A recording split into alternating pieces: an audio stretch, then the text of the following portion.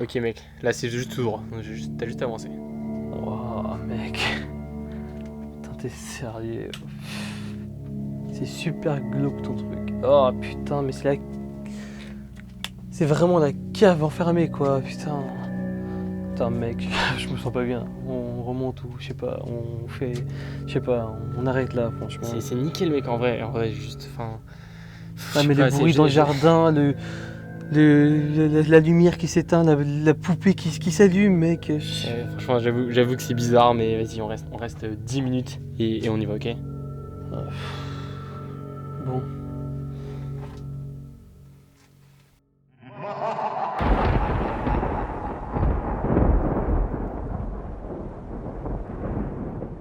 « 1972. 9e arrondissement de Paris. 57 rue Maubeuge. Une violente dispute éclate. L'homme porte un coup fatal à la femme. Ne sachant quoi faire du corps, il décida de la couper en morceaux. Et là, lui vint l'idée de goûter un morceau. Autant vous dire que cet homme y a pris goût, et que malheureusement cette femme fut seulement la première d'une longue série. Vous pensez être seulement dans un jeu, pouvoir vous détendre, grosse erreur. Du cannibale vous a en fait pris dans les mailles du filet. Ok. On attend maintenant les choses très sérieuses. Ouais, là, le c'est- top là, 2, c'est chaud, Cannibale de sérieux. Paris, chapitre 1. Alors, comment dire par rapport à l'ambiance de ce chapitre-là? Alors Ce là- qu'il faut savoir, c'était notre deuxième escape game. Ouais, Et le mot qui me vient à l'esprit, vraiment, c'est intense. ah ouais. Très C'est- intense. Ça a été la claque quoi. Ouais, C'est c'était la vraiment la claque qui nous a vraiment, à un moment, mis un doute de est-ce que c'est un escape game ou pas, pour vous dire. Ouais, franchement. Alors, l'ambiance, c'était parfait. Ouais, là franchement. Honnêtement, c'était parfait. Du début à la fin, c'était parfait. Je parle pas forcément au niveau des salles, je parle plus en fonction de notre ressenti, en fait, ce qu'on nous fait ressentir tout au long du... Je sais que c'est un peu délicat à expliquer, mais ce qu'on nous fait ressentir, c'est vraiment un stress intense tout le long du scénario, en fait. Et vraiment, on le ressent de plein fouet, et c'est vraiment incroyable comment ils ont réussi à mettre une telle pression, en fait. Ah ouais, bah là je ne peux être que d'accord. Là, franchement, c'est dès l'intro, on est dans le bain. Et là, c'est clairement tout de suite, on nous met une pression énorme, franchement, qui est presque, on peut se dire qu'elle est abusée quand on est dedans, mais c'est parfait, quoi. Ça rentre exactement dans l'ambiance, dans le jeu. Et c'est vraiment nickel, quoi. Jusqu'à la fin, l'ambiance, elle est tenue. Et franchement, ça tient vraiment ses promesses, quoi. Alors en plus, cet escape game, on l'a pas fait seulement à 2 où du coup c'était un peu flippant, on l'a fait à 6, du coup c'était vraiment beaucoup. Et pour vous dire, même à 6, on se sentait absolument pas rassuré. Alors pour vous dire que je pense que cet escape game là, si on le fait à 2, Ouais, là, je pense franchement que- c'est quelque chose, je pense que ça fait l'expérience doit encore être tout autre, ça doit vraiment être très flippant. Moi, je vous le conseillerais en tout cas à 2, je pense que ça doit vraiment être une expérience folle. Je sais pas si c'est possible, je pense que c'est possible. Si, c'est possible, ouais, c'est à partir de 2 à 6, je crois. Ouais, 2 à 6 joueurs, ok, pour les Cannibales de Paris. Et ouais, moi je vous conseillerais de faire à 2 pour encore intensifier cette peur si vraiment vous êtes à la recherche de ça. Et vraiment, je vous promets que vous vivrez vraiment une aventure qui sera intense. Ouais, à la limite 3 ou 4, mais vraiment pas plus, quoi. Je pense qu'à 4 maximum, ça peut être vraiment bien. À 6, ça commence à 5-6, ça devient un peu beaucoup. Mais ça reste quand même excellent. Ouais, même à 6, on a quand même trouvé ça excellent. Donc bon.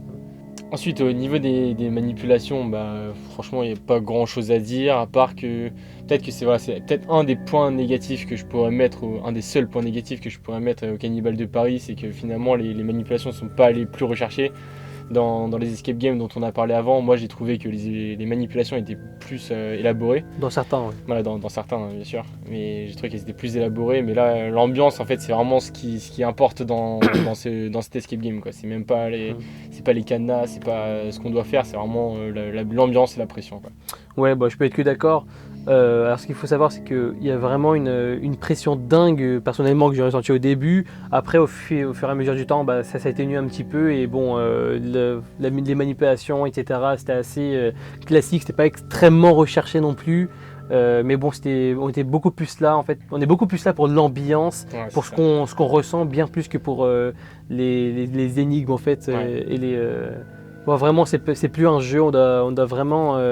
En fait, on vit un film d'horreur. On Ouais, vit un c'est film ça. d'horreur et on le subit plutôt que d'y être acteur. En fait, c'est Ouais. bizarre à dire, mais Et à un moment, on a envie de survivre, en fait. C'est ça qu'ils veulent nous faire ressentir et c'est ça qu'on ressent, moi, je trouve. C'est que finalement, t'as envie de t'en sortir, quoi. Là, t'as vraiment envie de t'en sortir et ça, c'est vraiment bien.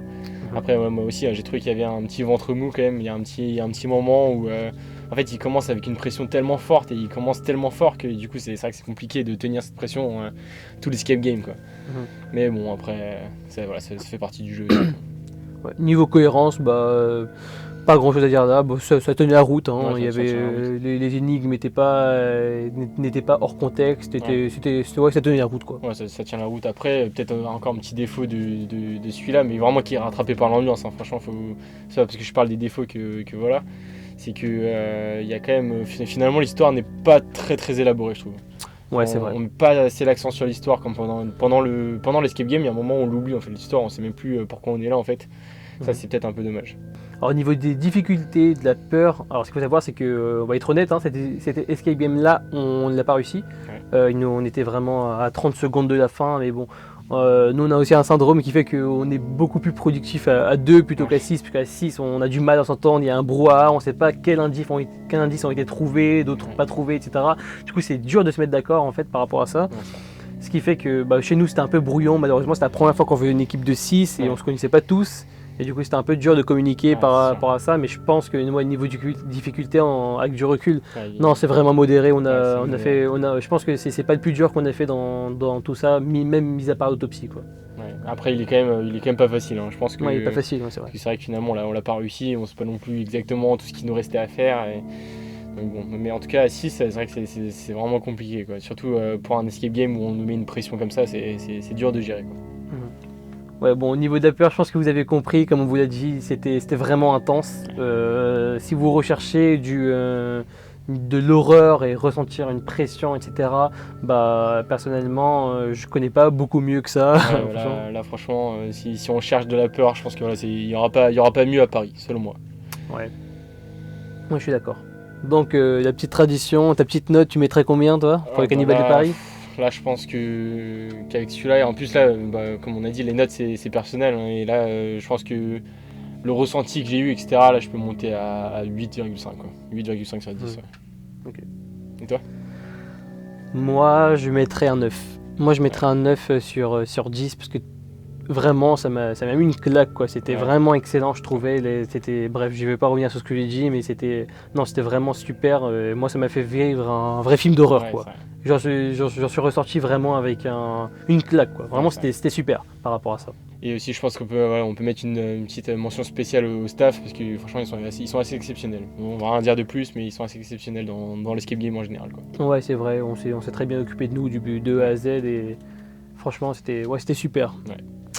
Bon, il est temps de passer au numéro 1, et vous allez voir, vous n'allez pas être beaucoup dépaysés. Ouais. 1. Le Cannibale de Paris, chapitre 2.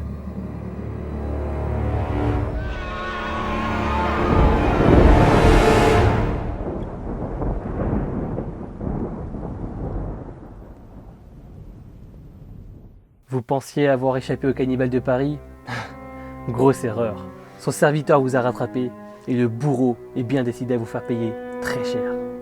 Dans ce chapitre 2, vous découvrirez les origines et l'histoire du cannibale. Mais attention, parce que la simple erreur pourrait bien vous coûter la vie. Bon, voilà le numéro 1, le Cannibale de Paris. Sans surprise. Chapitre 2. L'ambiance, là, y a rien à dire, hein. Toi, t'en penses quoi ? L'ambiance, c'était, encore une fois, c'était similaire dans les procédés au Cannibale de Paris 1. L'ambiance était encore une fois au top, au rendez-vous, etc. Peut-être qu'on avait une pression qui était quand même moins forte dans celui-là, au début en tout cas, parce que on avait l'habitude en fait, on appréhendait un petit peu, on savait à quoi s'attendre. Du coup, ça nous a pas tellement surpris de partir fort, mais oui, on s'est parti encore une fois fort. Et donc, l'ambiance, si on parle maintenant des salles, etc., c'était vraiment excellent, bien supérieur au Cannibale au chapitre 1 pour ma part. J'ai trouvé que les décors par exemple étaient mieux faits, l'ambiance était bien faite, le scénario toujours cohérent, bien plus cohérent même je trouvais que le premier, enfin plus cohérent dans le sens où il était c'était un scénario qui était plus établi, qui était plus travaillé, et en fait on apprend vraiment sur les origines du cannibale, et ça fait du bien en fait, parce que ça crée un scénario et c'est cool. Ouais, je suis complètement d'accord. Là franchement je trouve qu'avec le chapitre 2, ils ont pris le chapitre 1 et ils l'ont vraiment amélioré, quoi. Vraiment il y a tout qui est mieux. l'ambiance est vraiment meilleure. Je trouve que voilà, dans les salles, on retrouve beaucoup plus la pression, une pression assez constante pendant tout l'escape game. Et franchement, au top, quoi. C'est vraiment cohérent, comme tu l'as dit, pendant tout l'escape game. Et je trouve qu'on retrouve plus l'histoire aussi dans les salles que dans les chapitres 1, quoi. Ouais. Alors moi, ce que j'ai vraiment aimé, ce qui m'a fait mettre, d'ailleurs je pense que je sais pas si ça va être la même chose pour toi aussi, mais je pense que c'est ça aussi, au-dessus du Cannibal de Paris chapitre 1, c'est vraiment l'originalité et ce qu'ils osent faire en fait dans les salles en fait. Ouais, C'était c'est vraiment, il y avait des idées. Déjà bon, les salles en elles-mêmes étaient très bien. Mais c'était vraiment, on a vu en fait il y avait vraiment du jamais vu dans cette salle. C'était vraiment des très bonnes idées qui sont exploitées, peut-être pas à 100%, hein. La salle n'est pas non plus parfaite, bien entendu, mais ouais, on retrouve vraiment les vices du cannibale avec vraiment des idées vraiment originales que je pense pas qu'on verra ailleurs en tout cas.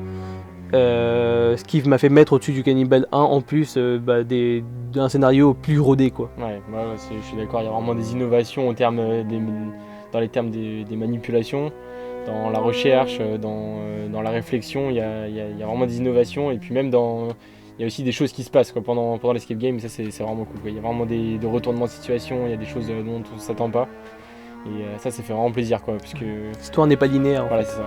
Quand on est lancé, en fait, quand l'intro est passée dans l'escape game du chapitre 1, j'avais un peu l'impression que ça y est, c'était fini, en fait. L'intro nous avait lancé et que maintenant c'était un escape game normal. Alors que là, avec le chapitre 2, en fait, on est lancé avec l'intro, mais ça continue à nous surprendre, quoi, tout au long. Ça, c'est vraiment bien. Alors au niveau de la difficulté, moi personnellement, enfin, faut savoir que vous avez dit qu'on avait fait le chapitre 1 à 6. Et on a eu la bonne idée de faire le chapitre 2 avec exactement la même équipe à 6 aussi.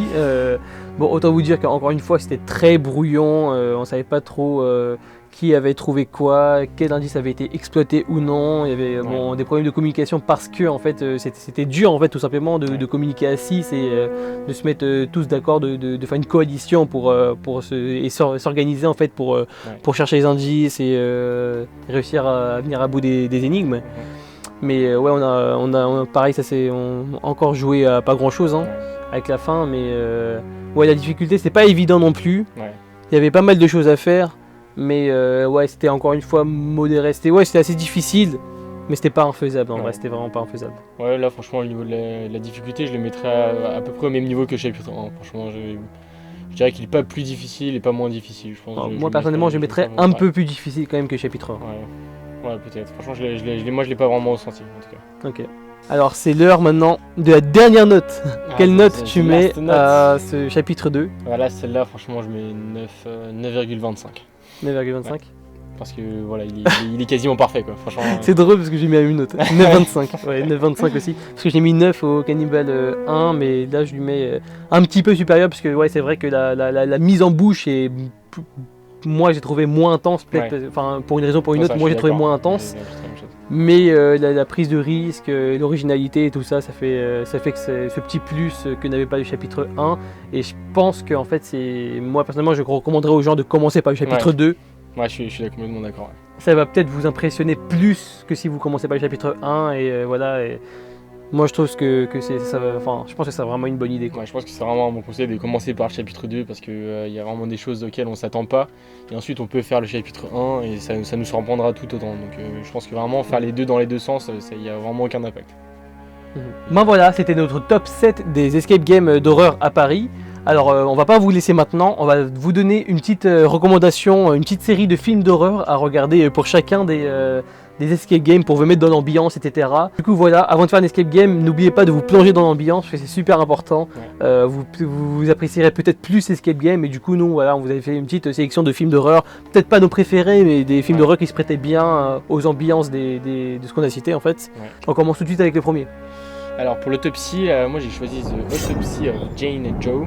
Alors ça fait pas partie de mes films d'horreur préférés, mais c'est un film d'horreur qui est assez dans la thématique, où on suit deux personnes qui sont médecins légistes et qui sont confrontées à des histoires un peu paranormales. Donc franchement, je pense que c'est un bon film pour se mettre dans l'ambiance de l'autopsie.